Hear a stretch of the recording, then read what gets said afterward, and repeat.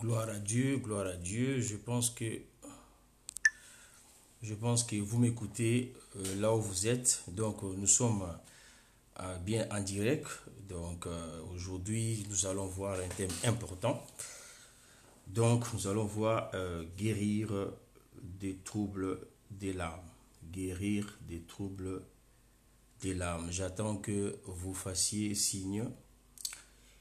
Et je pense que les bien-aimés sont déjà là. Donc j'attends que vous fassiez signe pour que je puisse démarrer. Je ne veux pas que vous manquiez l'introduction.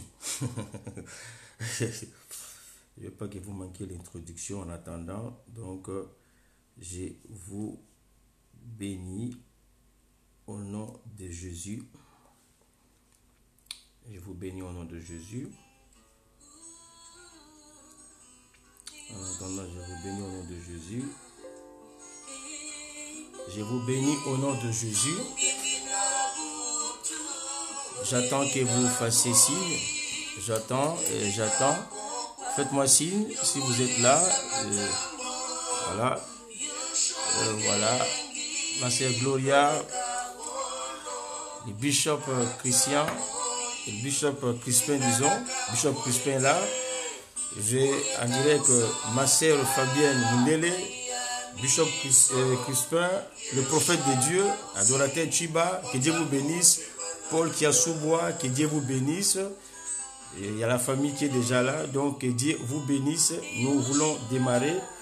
Que Dieu vous bénisse. Faites signe si vous êtes là, parce qu'à la fin, je vous ferai des grands coucous et je vais prononcer des paroles de bénédiction pour vous, parce que je vous aime beaucoup. Vous m'avez beaucoup fait du bien, parce que s'il y a des gens qui sont envoyés mais qui ne sont pas écoutés, alors à ce moment-là le travail est vain. Donc du coup que le Dieu du ciel vous bénisse beaucoup. Que Dieu soit loué, que Dieu soit glorifié, Père, pour ces temps. Nous voulons, Père, te les recommander, Seigneur, afin que tu puisses nous assister. Nous voulons parler de choses aussi importantes. Nous voulons parler de toi. Nous voulons parler de notre âme, Seigneur. Nous voulons parler de ces troubles d'âme et nous voulons parler de comment guérir de ces troubles d'âme, Seigneur. Viens nous assister, Père. Nous savons que le sang de Jésus circule dans nos veines. C'est notre Dieu. Et nous invoquons ton nom, Père éternel, à ce moment. Dans le nom puissant de Jésus-Christ, Seigneur, nous demandons ton assistance au nom de Jésus. Amen. Amen, amen, amen, amen. Donc, nous sommes là pour ces directs, donc compromis, et nous allons démarrer. J'ai béni le Seigneur pour ma sœur Maïka. Voilà. Donc, que Dieu vous bénisse, vous tous qui êtes là. Soyez bénis au nom de Jésus. Je ne vous prendrai pas beaucoup de temps. J'aimerais aussi prier avec vous à la fin. Mais je vais vous expliquer des choses très, très, très importantes. Très importantes. Vous savez toujours l'essence de ma démarche. Donc, l'essence de ma démarche, c'est d'enlever, livrer des enseignements. Donc, cela veut dire des enseignements qui ont collé au bleu durant tous ces temps. Nous sommes au temps de la moisson. Et au temps de la moisson, la technique de prêcher ou d'enseigner est différente. Voilà, elle est différente. On ne peut pas prêcher comme on peut prêcher parce que nous sommes au temps de la moisson. Vous voyez? Nous sommes au temps de la moisson. Voilà. Il y a deux temps pour cet évangile. Il y a des temps pour annoncer la parole de Dieu. Il y a des temps pour traiter la parole de Dieu. Il y a un temps de sémence, les temps de sémailles. Il y a un temps de moisson. Le temps de sémailles est déjà passé où on s'aimait. Vous voyez, la Bible dit nous sommes assis sur les enseignements des apôtres et qui ont formé pour nous les fondements fondamentaux. Ça, c'est le temps de sémailles. Ce que nous faisons aujourd'hui, c'est que vous devez me poser la question, pasteur, mais nous sommes au temps de sémailles, nous prêchons les gens, nous sémons la parole de Dieu. Ben oui, mais nous sémons différemment. Paul a vraiment sémé, ils ont vraiment sémé les grains, de la sémence de la parole de Dieu. Ils ont sémé. Mais nous, qu'est-ce que nous faisons? Nous sémons, mais de manière différente. Nous arrosons. Ah, voilà. Celui qui arrose la sémence qui a été sémée, il fait le travail de la sémence, mais la suite du travail de la sémence. Vous voyez? Mais ces temps ici dans lesquels nous sommes, c'est un temps qu'on appelle les temps des moissons. Les grains ont poussé. Le blé est là. N'oubliez pas que Jésus a dit aux serviteurs, n'arrachez pas l'ivraie. N'arrachez pas l'ivraie. Laissez-les croître ensemble. Mais les gens ne remarquent pas les dangers qu'il y a. C'est ça ma mission. Dieu m'a donné cette mission-là. Il m'a dit, José, tu es conseiller de l'Église. La Bible dit, quand la prudence fait défaut, les peuples tombent. Et le salut est au plus grand nombre de conseillers. Conseiller de Dieu.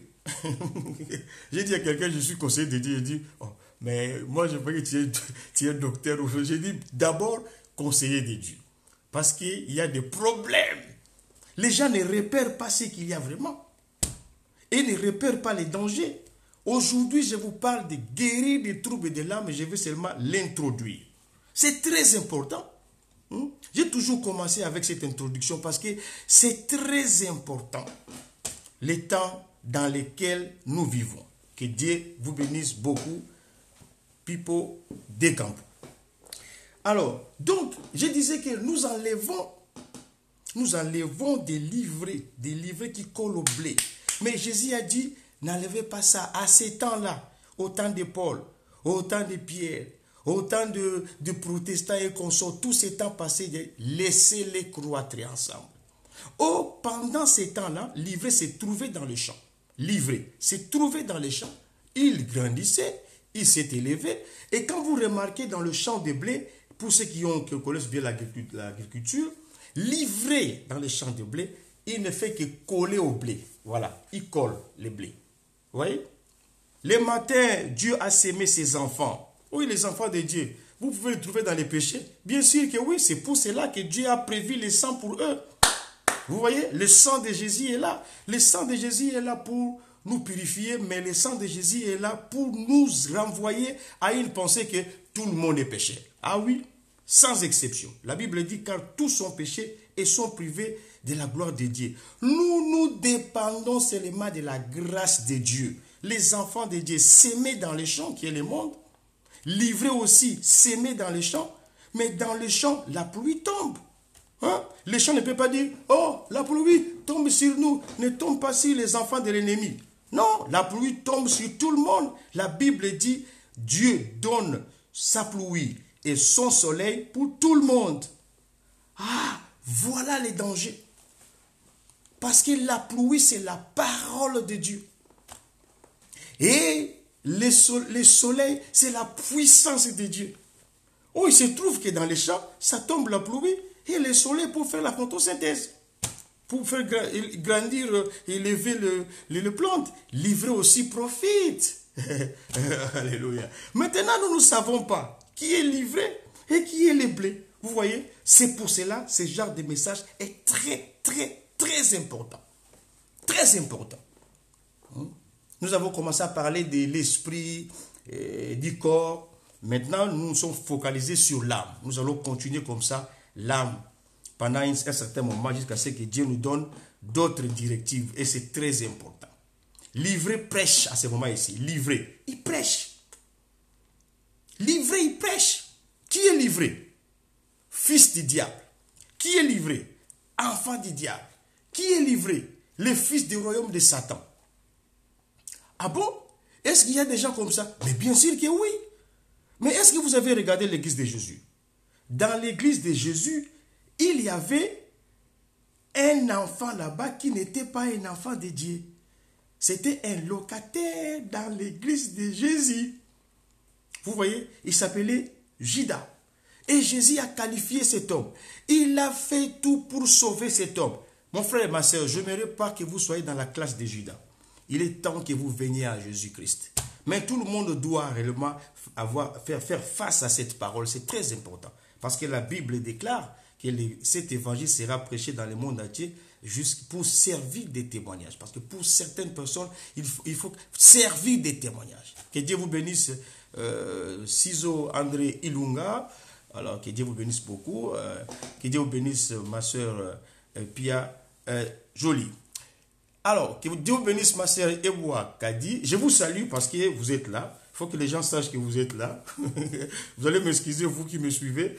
Je suis en train de saluer un peu les gens parce que je suis dans une assemblée virtuelle. Donc, je suis en train de dire ces choses très importantes parce que c'est important. Que Dieu bénisse ma sœur Esther Kamouleta. C'est très important. L'ivraie est entré dans le champ. L'ivraie prêche. C'est ça le problème que nous avons aujourd'hui dans nos églises. Les dangers, ce n'est pas la boîte de nuit. Non. Parce que tout le monde sait que la boîte de nuit, c'est de l'ennemi. Tout le monde sait. Il suffit que vous me voyez, moi, dans une boîte de nuit. Vous allez me dire, Pasteur José, ce n'est pas ton lieu. Rentre à l'église. Vous voyez? Hein? Vous allez me dire, rentre à l'église. Vous voyez? C'est ça.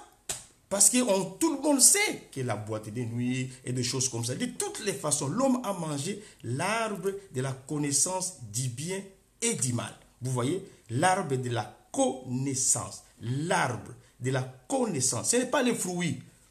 Un fruit n'a pas de connaissance. Est-ce que vous me comprenez? Quand vous lisez la Bible, quand vous écoutez la parole de Dieu, il faut bien. Il faut être prudent. On dit bien l'arbre de la connaissance du bien et du mal. Un arbre n'a pas de connaissance. Vous avez déjà appris quelqu'un qui a mangé de l'arbre, des fruits d'un arbre et est devenu intelligent? Si c'est comme ça, nous tous on va manger des pommes. On va manger des pommes, on va manger tous les fruits pour devenir intelligent. Non. C'est pas pour devenir intelligent. C'est pas parce que quelqu'un a mangé des fruits qu'il est... Non, il n'y a jamais dans un fruit de la connaissance. Voilà. Il n'y a pas de connaissance dans un fruit. Dans un arbre, il n'y a pas de connaissance. Et quand on dit l'arbre de la connaissance du bien et du mal, c'est autre chose que vous pensez. Que Dieu bénisse Nelly Mouissi Kidiani. Vous voyez? Ce sont des petits... Vous voyez, les gens vont trop loin. C'est pour ça qu'ils vont tout droit dans les murs. Parce qu'ils ne comprennent pas la parole de Dieu. Si vous ne comprenez pas la parole de Dieu, vous êtes déjà perdu. L'église, oui, l'église. Mais l'église ne vous sauvera pas. Oui. Dieu est assis dans la parole. Dans sa parole. Au commencement était la parole était avec Dieu. Et c'est la parole. Vous devenez enfant de Dieu, c'est grâce à la parole. C'est toujours la parole. Mais vous devez comprendre cette parole-là. Même la vie éternelle que vous avez, c'est toujours la parole. C'est toujours la parole. La Bible dit dans Jean chapitre 17 au verset 3, qu'est-ce que la Bible dit? La Bible dit, tu m'as donné la vie, tu m'as donné l'ordre de donner la vie éternelle. J'ai donné la vie éternelle à ceux que tu m'as donné. Mais cette vie éternelle, c'est quoi? La vie éternelle, écoutez-moi très bien, la vie éternelle, c'est qu'ils te connaissent, toi, le vrai Dieu. Donc, pour confirmer que vous avez la vie éternelle, ce n'est pas seulement le fait d'aller quelque part ou recevoir Jésus-Christ comme on le fait tout le temps. C'est bien, c'est la seule voie. Mais vous devez avoir de la connaissance du vrai Dieu et de celui qui l'a envoyé, Jésus-Christ. Ah, avoir de la connaissance de Dieu. Ah ben oui. Ce livre ici ne suffit pas pour avoir de la connaissance de Dieu. La Bible ne suffit pas. C'est pour cela que la Bible dit, je vous envoie le Saint-Esprit pour vous enseigner. Vous parlez de choses que j'ai dites et de choses que je n'ai pas dites. Parce qu'il n'aura pas le temps de parler de lui-même, mais il parlera de moi. Vous voyez? C'est très important. Ça, ce n'est qu'un modèle. Cela veut dire, quand vous avez de la révélation de la part de Dieu, vous devez vérifier ici si ça correspond. C'est les modèles, c'est les patrons. Vous voyez? Les modèles. Voilà. Parce qu'ici, il y a aussi des paroles des hommes, les paroles de Satan et beaucoup de paroles. Mais Dieu a mis dans ses livres son modèle, sa façon de penser. Mais la pensée de Dieu est cachée dans le Saint-Esprit. La Bible dit que le Saint-Esprit sonde la profondeur de Dieu et nous révèle la pensée de Dieu. Le problème qu'ont les gens aujourd'hui, c'est qu'ils n'ont pas la pensée de Dieu. Oh, la parole, c'est d'abord la pensée. Vous voyez? Ah ben oui. L'ennemi a ses serviteurs dans l'église. L'ennemi a ses enfants dans l'église. Ils sont diacres, diaconesses, prophètes, pasteurs, frères en Christ, sœurs en Christ. Ils sont là. Tout comme dans l'église de Jésus, il y avait aussi un apôtre. Un apôtre. Excusez-moi. Un apôtre. Vous voyez? Vous dites qu'il ne peut pas. Il était apôtre. Mais, malgré son apostolat, c'était un démon. Vous voyez? Mais, quelle est la différence entre les enfants de Dieu et les enfants de l'ennemi dans l'église? Tout le monde a la possession de ces livres. Tout le monde. Il en fait à sa guise. Tout le monde a la possession de ces livres. Vous voyez? Donc, les logos. Tout le monde peut attraper des révélations par-ci, par-là. Cela veut dire l'explication de ces logos. S'il va dans YouTube, s'il va ceci, bon, ben, il peut être servi par quelques serviteurs de Dieu. Ou, vous voyez? Ou par quelques livres. Mais, il y a ce qu'on appelle la pensée de Dieu. Alléluia. La pensée de Dieu. Vous voyez? Cette pensée de, la pensée de Dieu. La pensée de Dieu. Vous voyez? Et Dieu ne communique que sa pensée à ses propres enfants. Ah, la pensée de Dieu. Vous voyez? C'est ce qui est à l'origine de la parole de Dieu. Quand un homme parle, c'est qu'il a déjà pensé ce qu'il va parler. Ouais? Vous voyez ce que je veux dire? À l'époque où il n'y avait pas encore Facebook, personne ne disait Facebook. Non. Ça ne sortait de la bouche de personne. Même à celui qui l'a créé, ça ne sortait pas de sa bouche. Non. Parce que ça n'existait pas. Vous voyez? Dès lors que ça existait dans sa pensée, il a dit Facebook. Ça veut dire, tout le monde commence à parler. Parce que quand vous dites Facebook, vous pensez à ce que vous dites. La parole, c'est l'expression de la pensée. Voilà. Ce que Dieu a dit, il a pensé. Mais ce que Dieu a pensé, il n'a pas tout dit. Ah, voilà. Voilà maintenant pourquoi nous continuons à prier, pourquoi nous continuons à chercher la face de Dieu. Parce que nous avons besoin de comprendre la pensée de Dieu. Vous voyez? Nous avons la vie éternelle. Bon, quelle est la pensée de Dieu sur la vie éternelle? Question. Avez-vous compris? Nous avons l'esprit, le corps et l'âme. Quelle est la pensée de Dieu sur le corps, l'esprit et l'âme? Alléluia. Gloire à Dieu. Je vais vous dire une chose. Je vais vous dire une chose. J'entends parler beaucoup. J'aime beaucoup la façon dont le pasteur s'époumonne à parler. Moi-même, je suis un homme de Dieu. À parler des âmes. J'en parle d'ailleurs. De l'esprit. Vous voyez? De ce qui constitue l'homme. Je pense que vous me suivez là où vous êtes. C'est très important ce que je vais dire. Vous voyez? Là, ça montre la suffisance qui sont passés des logos à la révélation. Vous voyez? Mais quelle est la pensée profonde de Dieu dans cette histoire d'âme? Quelle est la pensée profonde de Dieu? Dans tous les enseignements, quand j'écoute, j'entends les liens de famille. Oh, les problèmes de l'âme, ce sont des liens de famille. Donc, on renvoie les gens à leur famille. C'est bien, parce que la Bible dit dans Lévitique 17, au chapitre, que le frère Mike Kabamba, ou c'est un pasteur, je crois que c'est mon ami pasteur Kabamba, qui Dieu le bénisse beaucoup. Alors, donc, disons que on renvoie les problèmes, la problématique de l'âme, on la renvoie dans les liens des familles. Vous venez de tel père, vous voyez, votre père était soulard, et les liens des familles, parce que les sangs, l'âme se trouve dans les sangs, vous voyez. La vie de la chair se trouve dans les sangs. Et votre père peut vous communiquer soit des bonnes choses, soit des mauvaises choses. Des liens de famille. Et partout, partout où vous allez, que vous tapez sur YouTube, vous tapez sur Facebook, on vous dit toujours des liens de famille. Chacun a sa famille. Hein. Les liens de Bakongo, les liens de Baluba, les liens de Bangala et consorts. Mais j'étais dans la salle de bain, je pensais, j'ai dit, mais il s'agit de quelle famille alors? Je me posais la question, mais oui, des liens de famille, oui. Ah ben oui, regardez dans leur famille, il y a la pauvreté, donc lui aussi. Mais il s'agit de quelle famille alors? Quelle est la famille d'où nous viennent toutes ces malédictions? Quelle est cette famille-là? Est-ce que c'est la famille?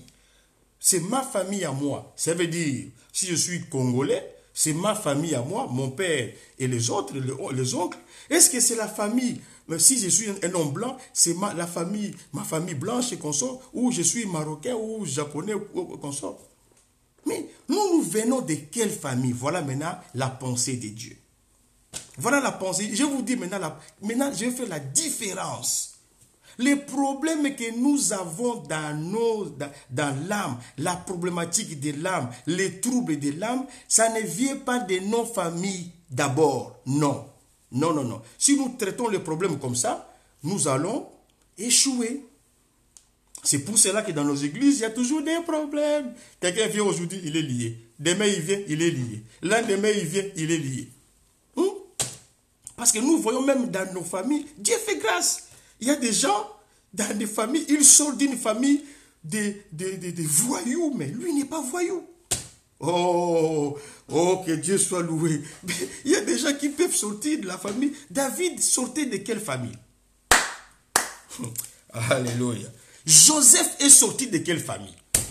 Donc, cette réponse n'est pas suffisante. Renvoyer la problématique de l'âme et dans les liens de nos familles n'est pas total et suffisant. Ouvrez bien les oreilles, ça c'est la délivrance. La Bible déclare, vous connaîtrez la vérité et la vérité vous affranchira. Vous connaîtrez la vérité vous affranchira. Si vous voulez guérir le corona, quand l'homme, si vous êtes médecin, vous voulez guérir le corona, mais vous voulez guérir le corona, vous attaquez au problème des poumons que le corona a engendré. Mais vous ne guérissez pas le corona, vous travaillez pour les poumons.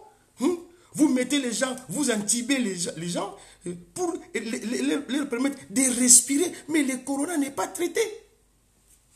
C'est pour cela que j'apprends que la médecine a décidé de revoir tous ces gens qui sont sortis de l'hôpital pour voir si réellement le corona est parti et pour essayer de les traiter psychologiquement et qu'on sort. Bon, bref. Donc, traiter les problèmes au milieu, ce n'est pas traiter les problèmes. Il faut traiter les problèmes vraiment. Il faut les traiter dans ses racines. Vous dites que José Banzou que je suis un montant de mon Congo. Je suis lié, si j'ai des liens de ma famille. Mais moi, je vous dis, mais si celui-là est vraiment mon seul père, mes seuls parents, alors, en ce moment-là, si je rate quelque chose, je ne serai jamais guéri de mon trouble d'âme. Ah ben oui. Il faut voir les problèmes d'où cela vient. D'abord, il faut restituer à l'homme sa vraie famille. Alléluia. Il faut restituer à l'homme sa vraie famille. Vous savez, il y a une illustration dans la parole de Dieu. La Bible dit, quand Jésus-Christ s'est préparé à naître, vous voyez, les rois avaient ordonné que tout le monde aille se faire recenser dans sa ville natale. C'est pour cela, Joseph habitait à Nazareth, mais il devait aller s'enregistrer dans sa ville natale. Or, sa ville natale était Bethléem. C'était pour permettre à Jésus de naître là-bas. Vous voyez? Avant que Jésus vienne, il faut que chacun de nous aille dans sa ville natale. Vous voyez? C'est très important. Avant la naissance de Jésus, chacun doit retrouver sa ville natale. Je suis en train de pousser plus loin les causes, la problématique, la source de nos problèmes d'âme, de la problématique d'âme. Parce qu'aujourd'hui, je parle de comment guérir des troubles de l'âme ou simplement guérir des troubles de l'âme. Je prends seulement la pensée de Dieu. Pour ça, c'est très important. J'ai dit, le fait renvoyer la problématique de l'âme dans nos liens de famille, ça ne résout les problèmes qu'à moitié ou même pas, ou simplement, nous n'avons pas touché le fond. Il faut toucher le fond. Bon, maintenant, je vais vous dire clairement les choses. Les gens que vous voyez dans ce monde ici appartiennent à quelle famille? Certainement, vous allez me dire qu'il y a des blancs, il y a des rouges, il y a des jaunes, il y a des consorts. Ils appartiennent à telle famille. Ah ben bien sûr que oui. Mais quelle est la vraie famille de l'homme? Quelle est la vraie famille de l'homme et quel est le vrai problème de son âme? Quelle est la vraie famille de l'homme et quel est le vrai problème de son âme? C'est ça la question que je me pose. Quelle est la vraie famille de l'homme? Quelle est la vraie famille de l'homme et quel est le vrai problème de son âme? Des questions que je pose. La vraie famille de l'homme, ce n'est pas Albert, ce n'est pas Georges, ou ce n'est pas Aimé Toukoulou, ou ce n'est pas M. Kadieni, ou M. Chiba, qui est ton père, ou Papa Belinda, ou je ne sais quoi. Ta vraie famille. Maintenant, je vous lance, je nous renvoie à nos vraies familles et je nous renvoie à nos vrais problèmes. Voilà. Nos vraies familles se trouvent être qu'une seule famille. La famille d'Adam et d'Ève. Voilà. Voilà notre famille. Et si nous partons de là, nous comprendrons maintenant quel a été notre problème. Tout ce qui se passe en cours de route, c'est des ramassages. C'est des ramassages. Que vous soyez né de la famille de Mobutu, que vous soyez né de la famille de Ngoulouma, vous êtes toujours la même personne. Que vous soyez blanc, que vous soyez... Parce que l'évangile que nous avons, c'est un évangile universel. Je dis universel. Ce n'est pas un évangile des Congolais, ce n'est pas un évangile des Ivoiriens, ce n'est pas un évangile des Camerounais, mais c'est l'évangile de tous. Alors il faut retrouver tous, noirs, blancs, dans la famille initiale. Et quand nous remontons dans nos familles initiales, c'est là où nous allons trouver notre problème initial. Est-ce que vous voyez? Je ne peux pas aller tapoter dans nos familles et essayer de voir. Oui, on va résoudre quelques problèmes, mais les problèmes resteront posés aussi longtemps que nous ne voyons pas cela depuis notre famille. Il y a plus de problèmes avec notre père Adam qu'avec nos pères ici. Ah ben oui, il y a plus de problèmes. Nous avons plus de liens qu'avec Adam que notre père ici. Nous sommes plus en danger qu'avec la famille d'Adam qu'à nos familles ici. Parce qu'il y a même des gens qui se trouvent dans des familles où les gens ne sont pas des soulards, les gens ne sont pas des voleurs, les gens ne sont pas ceci, ne sont pas cela. Mais avec notre père Adam, il y a beau... Si vous ne voyez pas, je vous renvoie là. Désormais, s'il y a un problème d'âme, il faut voir avec votre père. Et votre père, ce n'est pas Georges. Votre père, ce n'est pas M. Eli. Votre mère, ce n'est pas Madeleine. Votre père, c'est Adam. Votre mère, c'est Ève. C'est là où commencent tous les problèmes de l'homme. Est-ce que vous voyez? C'est ça qu'on appelle la pensée de Dieu. Si nous arrivons à résoudre les problèmes d'Adam, si nous arrivons, quand Jésus est venu sur la terre, est-il venu résoudre les problèmes d'une famille particulière? Si vous résolvez les problèmes d'une famille particulière, mais vous ne faites qu'un travail parmi tous les travaux. Jésus devait mourir pour tout le monde. Résoudre les problèmes de la source, de sa source. Est-ce que vous voyez? L'évangile doit reprendre sa place, bien-aimé dans le Seigneur. Vous connaîtrez la vérité et la vérité vous affranchira. S'il vous plaît, je suis en train d'implorer. Je peux rester chez moi bras croisés avec cette vérité. Je reste chez moi, je serai sauvé avec ma vérité. Mais je voudrais que vous puissiez partager avec moi cette vérité. Ça vaut de l'or. On ne demande ni argent, on ne demande rien. On vous demande seulement les oreilles et le cœur. Oh, gloire au Seigneur.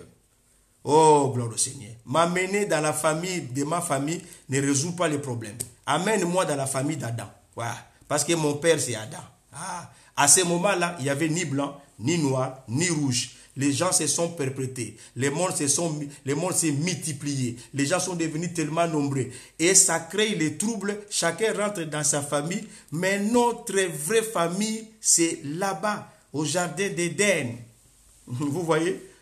Où a commencé tous les problèmes de ce monde ici.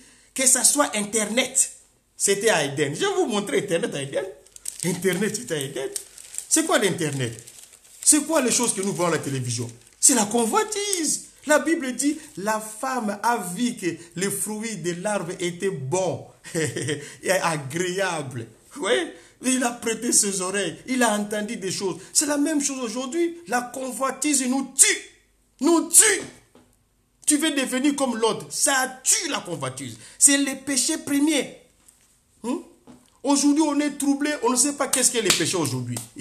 Pour connaître les péchés, il faut toujours remonter à Adam et Ève. Oh là là. Je ne sais pas si vous me comprenez. Aujourd'hui, on dit, les péchés, c'est quoi? Aujourd'hui, on nous dit, les péchés, c'est aller dans un bar et boire de l'alcool. Ça, c'est du jus, hein. Ne vous inquiétez pas. Aller dans un bar et boire de l'alcool. Entrer dans une boîte de nuit et prendre la femme d'autrui et faire ceci, faire cela que nous connaissons. Pour nous, c'est devenu maintenant le péché. Mais d'où vient le problème? D'où vient le problème? Est-ce que Adam est allé dans un bar? Est-ce que Adam est allé dans une boîte?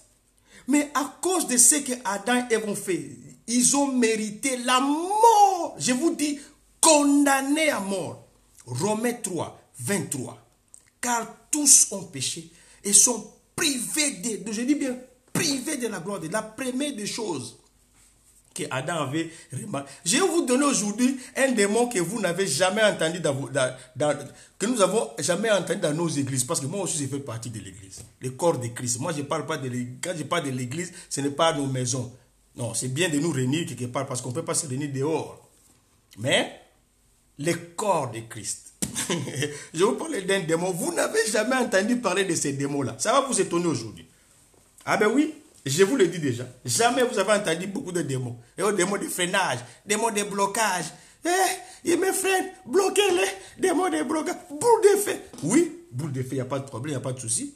Vous faites nous faisons nos combats, chacun à sa façon. Tant mieux, au moins que nous trouvons la délivrance. Mais il y a un démon qui se cache.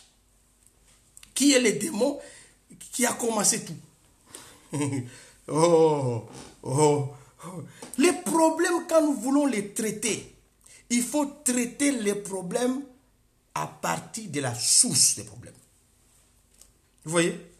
Ah ben oui, à partir de la source des problèmes. Il faut traiter. Vous avez les maladies comme le sida, par exemple. La maladie comme le sida. En fait, le sida, n'existe pas. Mais non. Le sida, en fait, n'existe pas en tant que maladie. Non. Je ne sais pas si vous n'êtes pas informé. En fait, le sida, quand il arrive, donc le problème, c'est Romains 3, 23, j'ai dit. Romains 3, 23. Le sida, quand il arrive dans le corps de quelqu'un, il bousille tout ce qui est anticorps. Ah, voilà. Vous voyez? Donc, il vous enlève il combat tous les anticorps. Maintenant, vous êtes accessible à toutes sortes de maladies. C'est pour ça que vous voyez les gens, il est mort de tuberculose. Mais en fait, il est mort de sida. Parce que le sida est venu dans sa vie, il a tout bousillé, tous les anticorps. N'importe quelle maladie peut l'attraper. Est-ce que vous voyez? N'importe quelle maladie peut l'attraper. C'est ça.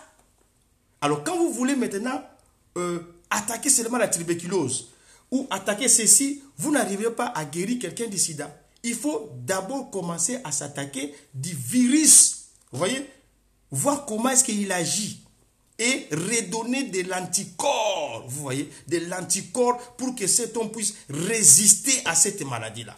Découvrir la source de la maladie, c'est très important. Aujourd'hui, avec le corona, nous avons appris que non... il y a des maladies, il y a des maladies qui peuvent avoir des symptômes variés ou des symptômes identiques. Ça surprit tout le monde parce qu'on ne sait pas si c'était la grippe ou ce n'est pas la grippe, ou c'est le corona. On ne savait pas. Il y avait tellement de symptômes comme ça. Vous voyez? Parce que la maladie, et jusqu'à présent, il n'y a pas de médicaments. Pourquoi? Parce qu'ils n'ont pas encore attrapé ces virus. Vous voyez? Ça veut dire qu'ils ne l'ont pas encore contenu. J'ai une pensée. Je vais vous dire des choses telles qu'elles sont vraiment. Je ne sais pas si je demande l'aide du Seigneur de m'aider à vous les dire vraiment telles qu'elles sont. Je vais lire un verset biblique. Après, je vais vous parler. Ça sera que l'introduction. Ne manquez pas dimanche parce que ça va être chaud encore. Vous voyez? Je retiens ce que j'ai dit. Jean chapitre 12, verset 27, verset 27e à 33e. Jean chapitre 12, verset 27e à 33e. Je vais lire. Maintenant, mon âme est troublée. Oh, oh. Mais ça, quand moi je lis ça, je ne sais pas. Je ne sais pas si vous lisez quelque chose, vous avez l'intention de voir la dangerosité ou les problèmes qu'il y a ou toute la confusion ou quoi. Mais qui parle ici? C'est lui qui parle ici. Mais c'est Jésus. Alléluia. C'est Jésus qui parle. Je vais tourner autour de ça parce que je trouve que c'est important. Et prochainement, on va parler en profondeur. Ne manquez pas dimanche prochain. La Bible dit dans Jean 12e chapitre, 27e verset, au 33e verset. Suivez-moi très bien. Je lis pour vous. Maintenant, mon âme est troublée. Maintenant, mon âme est troublée. De qui parle? Jésus. Il a une âme troublée. Oh, c'est étonnant. Jésus a une âme troublée. Ben oui, la Bible écrit clairement qu'il a une âme troublée. Bon, je vais expliquer ça pour comprendre pourquoi est-ce que Jésus avait une âme troublée. Mais je vous dis déjà à l'avance, les troubles de l'âme de Jésus-Christ, ce n'est même pas son problème à lui. Hein. C'est vous. C'est moi. Vous savez, en tant que notre futur mari, il est notre fiancé. Hein? On est plus troublé quand on est touché déçu par sa femme hein, ou son conjoint. Hein. Ah oui, hein. C'est pour ça qu'il y a des AVC. Hein. Ah oui, vous verrez quelqu'un qui a été déçu par ses frères. Bon, il vit encore. Hein. Il s'en fout. Peut-être qu'il y a des gens qui ont donné l'argent à leurs bien-aimés frères à Kinshasa pour leur acheter des parcelles ou au Cameroun ou à Côte d'Ivoire ou je ne sais où. Mais après qu'ils ont bouffé l'argent, ils ont subtilisé l'argent, ils sont toujours là. Ils parlent et tout ça, voilà, ils se mettent en colère, voilà. Mais à cause d'une femme, vous voyez un homme qui attrape l'AVC. Il est déçu par la femme. Il attrape l'AVC. Des gens qui se mettent leur corde au cou et qui tombent et qui se suicident à cause des femmes. Vous voyez? Parce que quelque chose ou quelqu'un de plus proche, à qui on a confiance, quand il fait quelque chose qui n'est pas trop bien, l'âme est troublée. Mais de quelle manière l'âme de Christ est troublée? Parce qu'on ne peut pas comprendre, on ne peut pas avoir un Dieu avec une âme troublée. Ce n'est pas possible. Mais son âme est troublée. Et je vais vous dire, je vais me limiter là, je vais vous parler ici simplement d'un démon que vous n'avez jamais entendu parler. Ces démons-là, vous ne l'avez jamais entendu parler. Les gens croient qu'à l'église, quand on parle démons d'arrêt, démons de captivité, démons de ceci, démons de cela, vous croyez que vous avez fini la liste. La liste est exhaustive. La liste n'est pas encore exhaustive. Hein? Vous savez, il y a combien de démons que le diable a pris? Un tiers. D'abord, il faut comprendre le nombre d'anges que Dieu a créés. Pour comprendre quel est le nombre de démons que le diable a pris. Ouais, parce que les anges que Dieu a créés sont devenus démons en obéissant au diable. Bon, le diable a pris un tiers. J'ai dit un tiers. Bon, Dieu a créé combien pour que le diable prenne un tiers? Alors, il faut calculer. Dieu a créé des myriades et des myriades et des myriades d'anges. Et dans ces myriades et myriades d'anges, le diable a pris un tiers. Donc, c'est encore des myriades et des myriades de démons que nous ignorons. Nous, dans nos églises, nous avons trouvé toute la liste des démons. Démons de freinage. Oh, démon de chômage. Oh, ça dépend de quel pays. Les démons de chômage, ça dépend de quel pays. Il est méchant à Kinshasa, mais il est gentil en Europe. Bon, ben ça, c'est juste pour l'anecdote. Maintenant, mon âme est troublée. Et que dirais-je? Que dirais-je? Je veux que vous me suivez très bien. Vous savez, vous pouvez voir un verset comme ça. Vous regardez, vous dites, oh, l'âme de Jésus était troublée. Ça, c'était avant qu'il aille à Golgotha. Mais il y a les mystères qui sont cachés dans ces versets ici. Jean 12e chapitre, 27e et 33e verset. Des mystères comme ça, grands comme ça. Et qui sont cachés ici. On peut en parler pendant des jours et des jours. Les fils de Dieu. Les fils de Dieu. Dieu lui-même. Parce que dans Isaïe 53, non, 50, je pense que 53, je me suis dit ma bise, Dieu, 50, je pense que 53, non, si je m'abuse, je vais vous lire ça. Isaïe 50, je parle que 50. La Bible dit que Dieu a cherché un homme et il n'a pas trouvé un homme. Il n'a pas trouvé un homme, il a seulement trouvé son bras. On ne perd pas le temps. Vous voyez? La Bible dit Dieu a cherché un homme et il n'a pas trouvé un homme, mais il a seulement trouvé son bras. C'est son bras qui lui est venu en aide.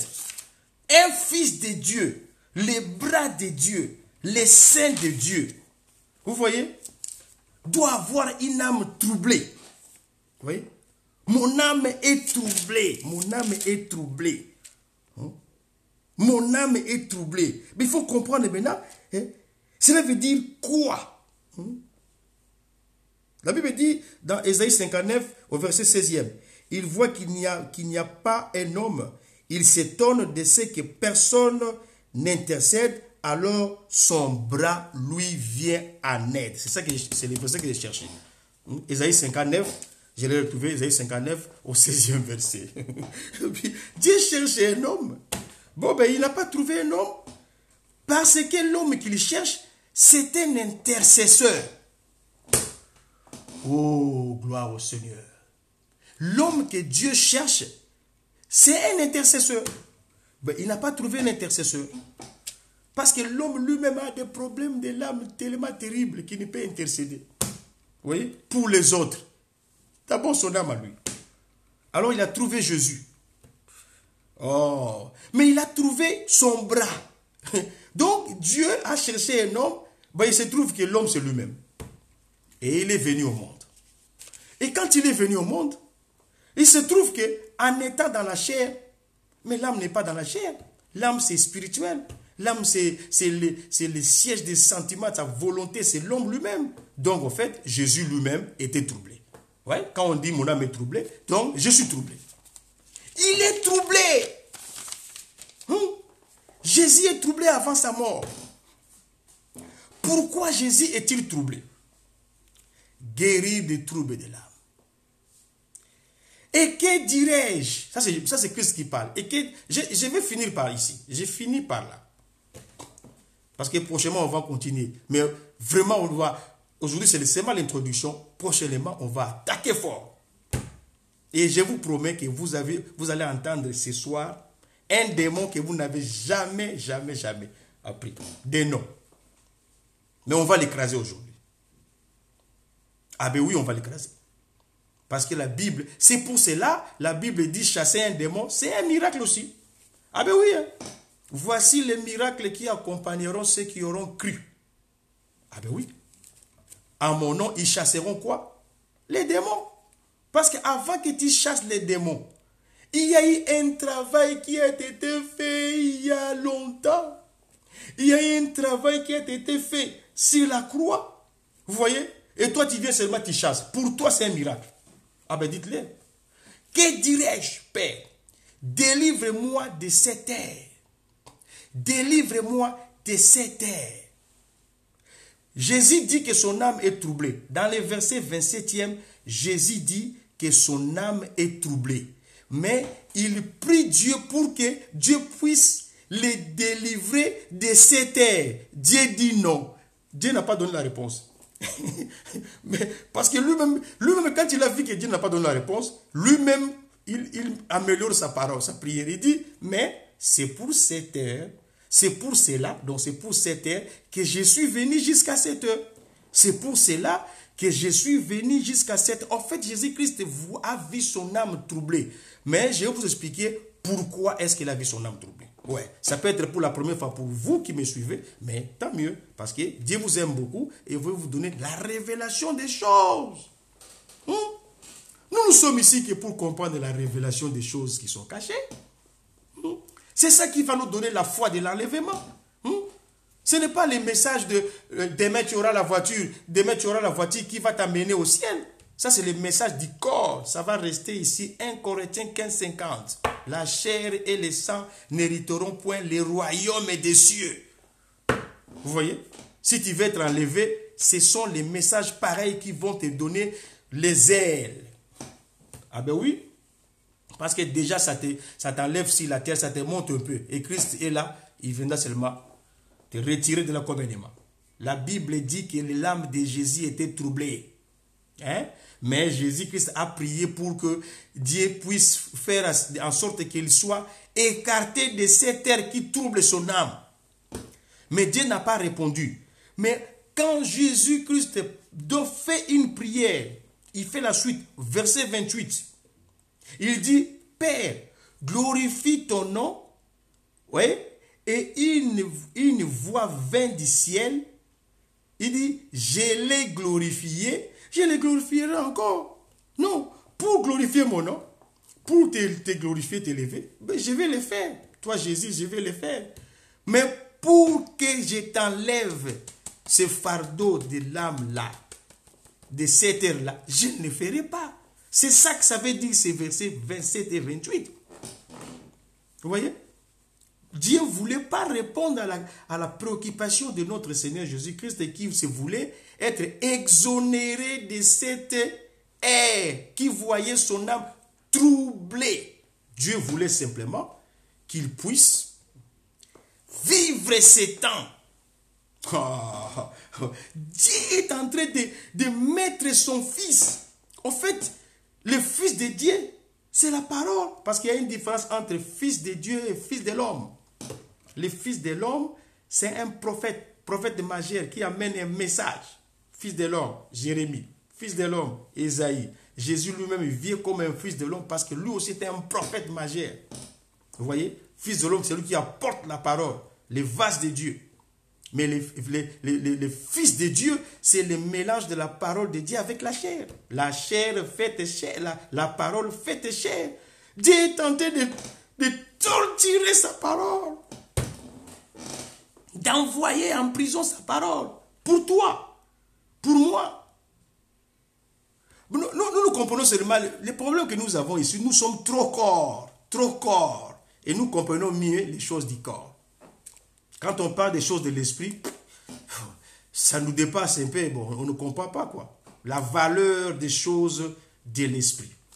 Nous allons nous limiter à ces démons ici pour l'écraser aujourd'hui, tout à l'heure là, dans quelques minutes. Après, nous allons continuer demain. Il s'agissait de quoi ici? Je vais expliquer maintenant. Je vais expliquer, nous allons nous arrêter là. Il s'agissait de quoi en réalité?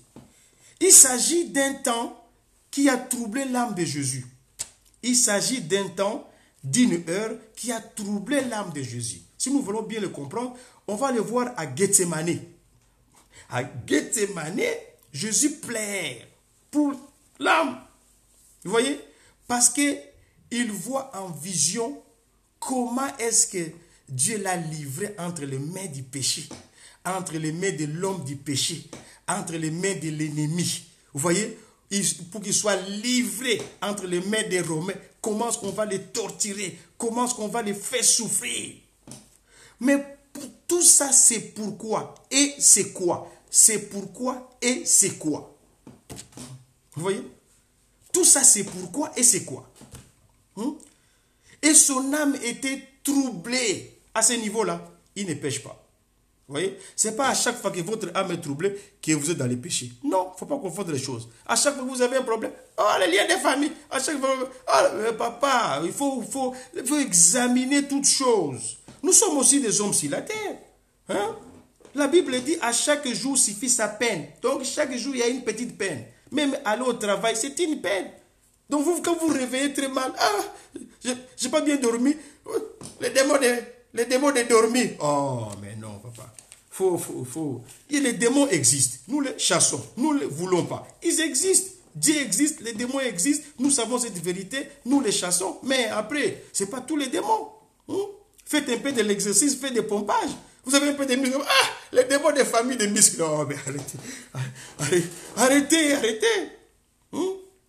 Si nous avons affaire avec un démon, le premier des démons que nous avons affaire avec lui, que nous devons combattre vraiment, c'est les démons de dépersonnalisation. Et vous avez déjà entendu parler des démons de dépersonnalisation. On va entrer en profondeur plus tard.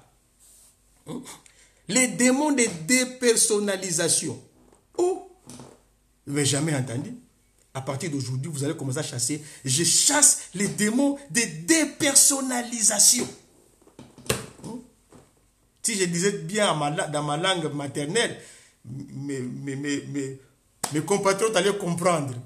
Mais on parle français. Les démons de dépersonnalisation. Vous voyez? Les démons qui vous enlèvent la personnalité, votre personnalité en vous, les démons vous l'enlèvent. Je vais vous expliquer ça. Soyez un peu patient, je vais vous expliquer ça. Il y a un verset dans Lévitique chapitre 4 au verset 35. La façon dont les sacrificateurs traitaient l'animal, l'agneau, pour qu'il puisse être les sacrifices d'expiation. Cela veut dire les sacrifices qui enlèvent les péchés de quelqu'un. Au départ, c'était l'agneau, c'était un animal. On mettait les mains au-dessus de cet agneau, vous voyez, et on déposait tout ce que vous avez. Vous voyez, le péché, les problèmes et consorts, et on prenait cet animal-là, après l'avoir lavé. C'est pour cela que Jésus-Christ, étant qu'agneau, devait être baptisé. Après avoir lavé l'agneau, qu'est-ce que les sacrificateurs faisaient? Il enlevait toute la graisse. Oh là là là là là là. Les sacrificateurs enlevaient toute la graisse. C'est-à-dire qu'aucune graisse ne pouvait rester. Oh, la graisse, c'est l'onction. Parce que quand ça chauffe, ça se dilue, ça devient de l'huile. De l'huile, l'onction. L'onction. Les démons de dépersonnalisation. Les démons qui vous enlèvent la personnalité. Votre personnalité part. La Bible dit dans Romains 3, 23, car tous sont péchés et sont privés de la gloire de Dieu. Vous voyez, privés de quoi? Des voitures? Non. Privés des maisons? Non. Les maisons, vous en avez? Mais la gloire de Dieu, la gloire de Dieu. Vous voyez? Son onction à lui. Sa personnalité.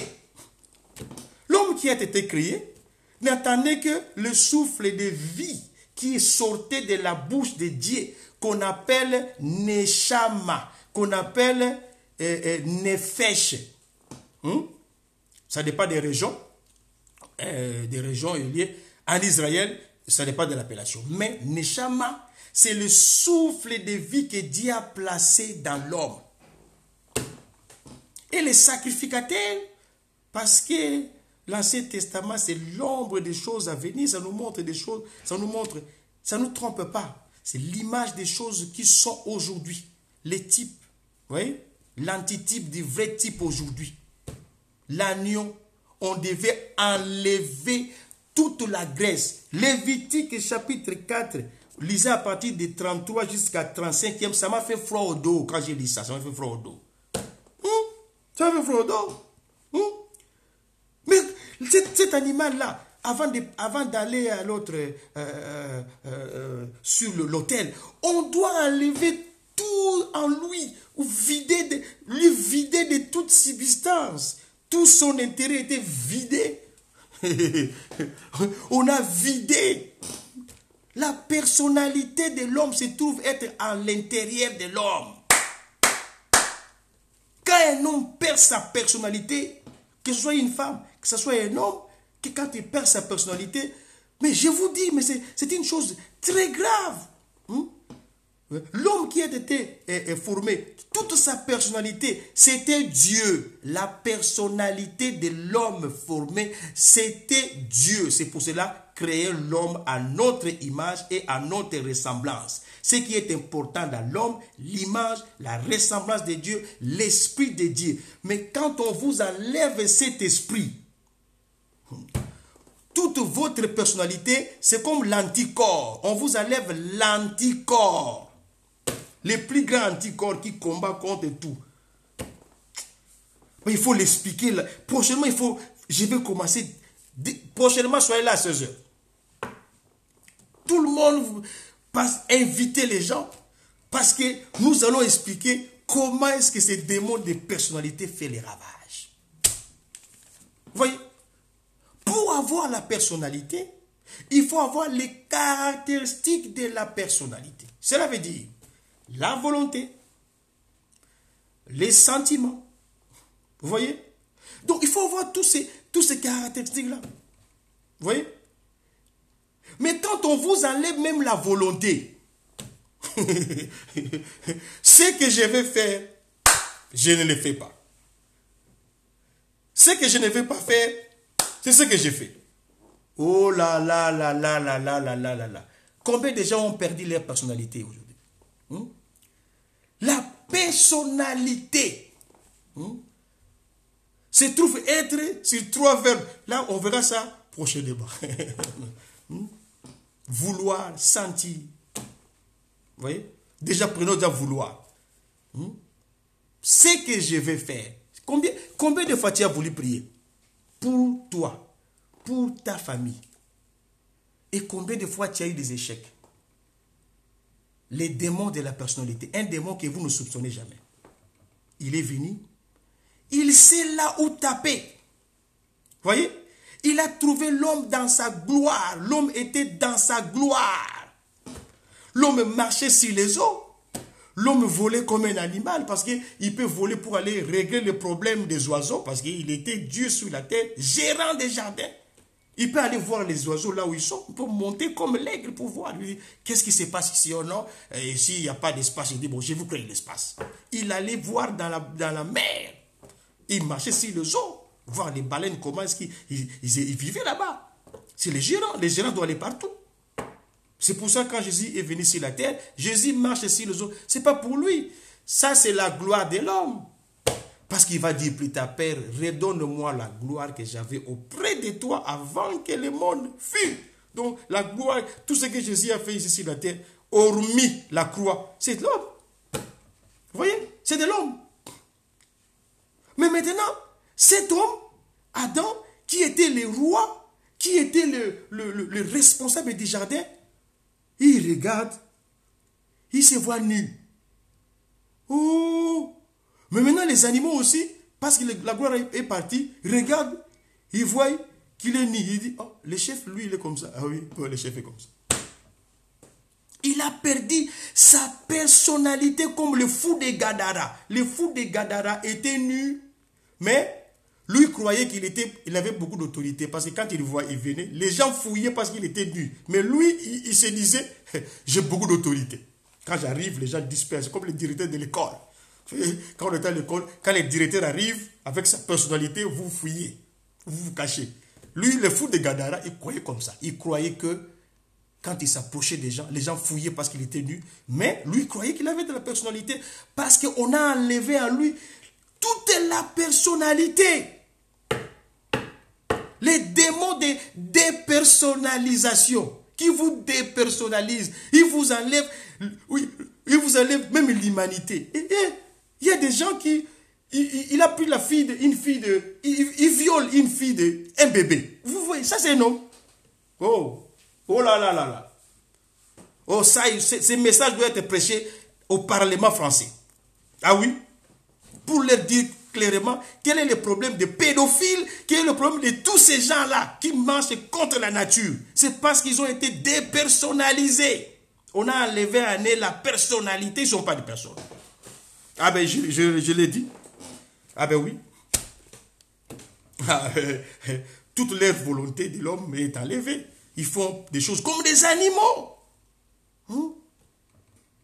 Combien tu as perdu ta personnalité? Tu seras aujourd'hui... Moi, je connais un homme, je le connais vraiment bien comme ma poche, qui simplement avait un travail, un bon travail à Kinshasa. Dieu lui dit, ne prends pas cette femme. Bon, il a quand même pris cette femme. Il était responsable de gestion à l'ONU, l'Organisation des Nations Unies. Il a laissé son travail, il a suivi la femme. Il est resté en Europe jusqu'à ce jour.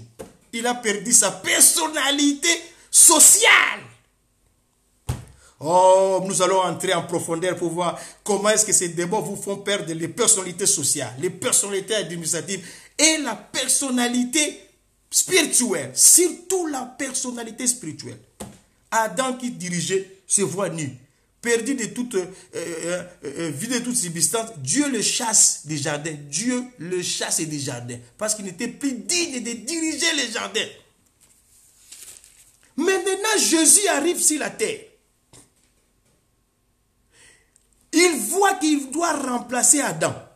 Oh, oh, oh, oh, oh là là là là là là là là. Mais pour remplacer Adam, pour prendre la place d'Adam, mais il faut supporter toutes sortes de saletés d'Adam. La Bible dit, à cause de cela dans Ésaïe 53, le châtiment qui nous donne la paix est tombé sur lui. Dieu a vidé Jésus de toutes sortes de personnalités. Lui qui était la personne sainte est devenu la personne péchée. Où est partie sa sainteté? Un agneau qu'on a vidé toutes les graisses dedans. Donnez-moi les amens là, donnez-moi les amens. Oh, alléluia. Ça fait plaisir. Ça. Et Jésus était troublé. Pourquoi? Parce qu'on doit enlever sa personnalité.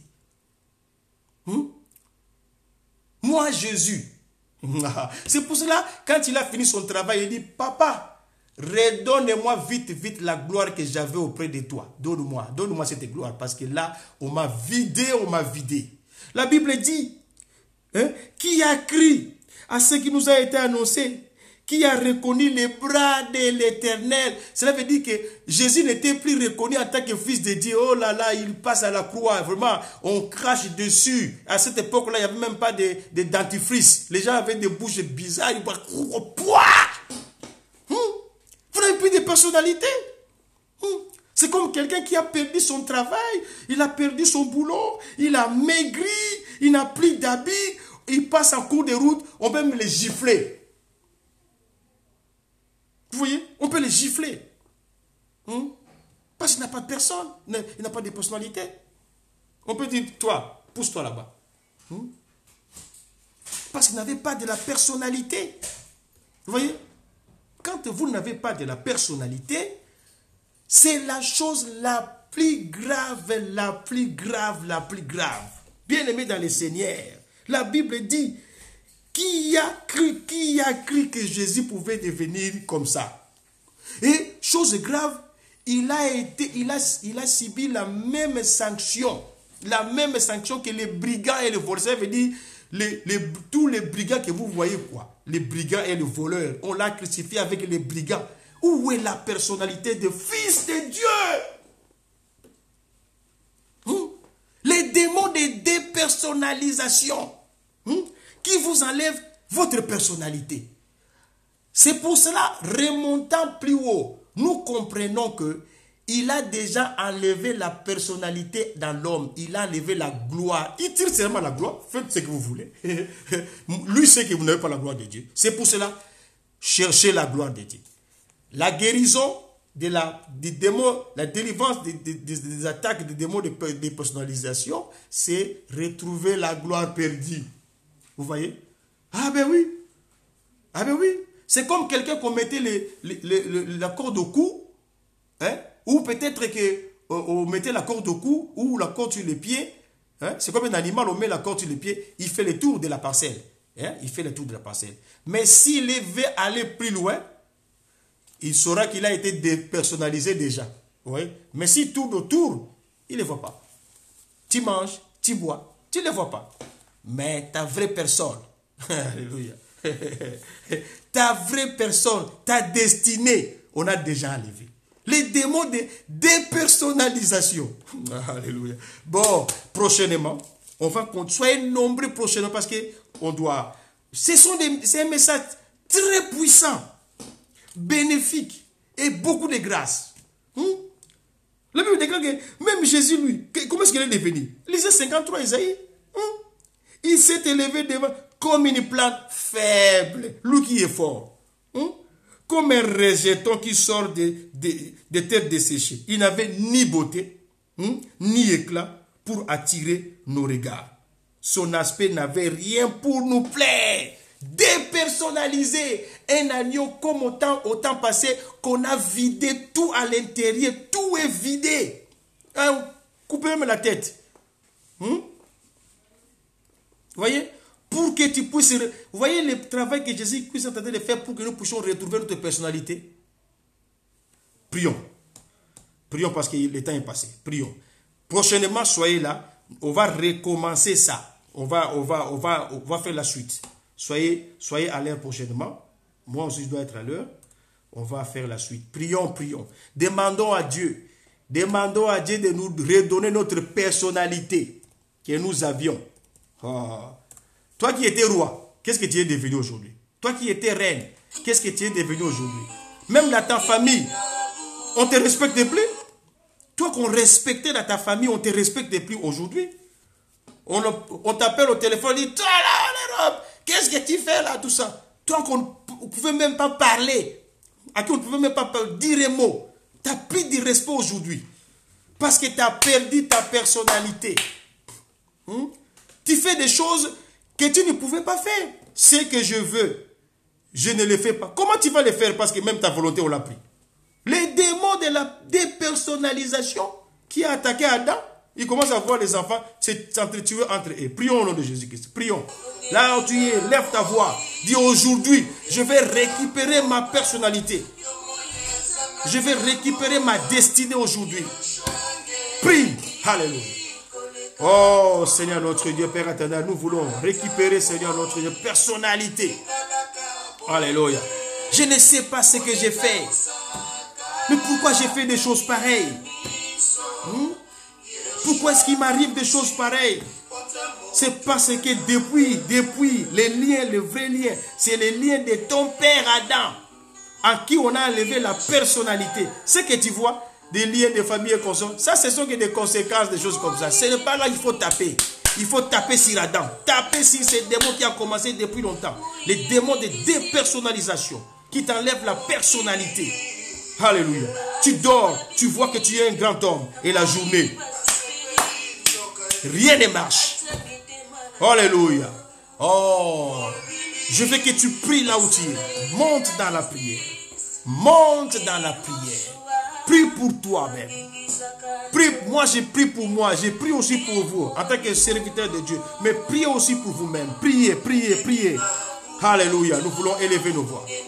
Nous voulons élever nos voix. Nous voulons élever nos voix. Nous voulons élever nos voix.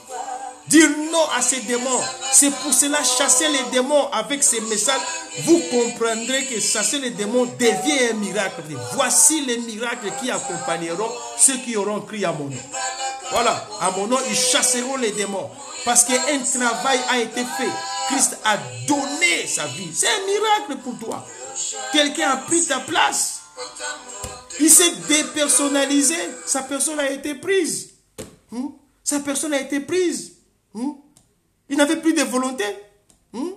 Parce qu'il va prier, il dit, Père, Père, si tu veux, enlève-moi cette coupe. Enlève-moi cette coupe. Toutefois, ta volonté et non la mienne. On a dit, pas la volonté de Jésus.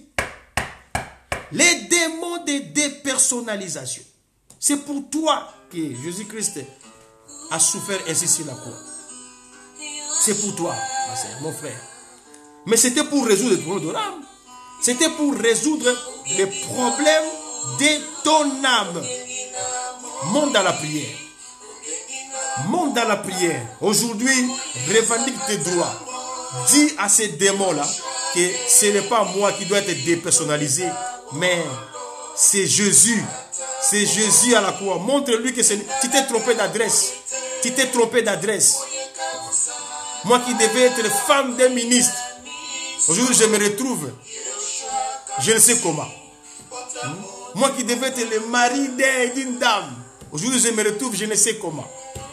Mes enfants devaient être autrement, mais je les vois en train de tourner comme tous les enfants.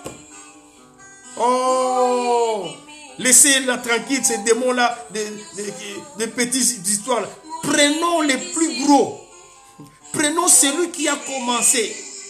Chassons-les. Et son entreprise sera bouleversée. Attaquons la tête. C'est ces démons-là. De dépersonnalisation qui a enlevé la gloire. Et l'homme est devenu la proie de l'ennemi. Partout où il passe, on peut cracher sur lui. Mais avec Jésus-Christ, nous retrouvons notre personnalité. Retrouve ta personnalité. Prie, prie. Retrouve ta personnalité. Alléluia. Oh. Je vois des cœurs meurtris. Je vois des cœurs meurtris. Et je vois même des choses bizarres. Mais j'ai dit que si vous avez des problèmes, mon numéro est là.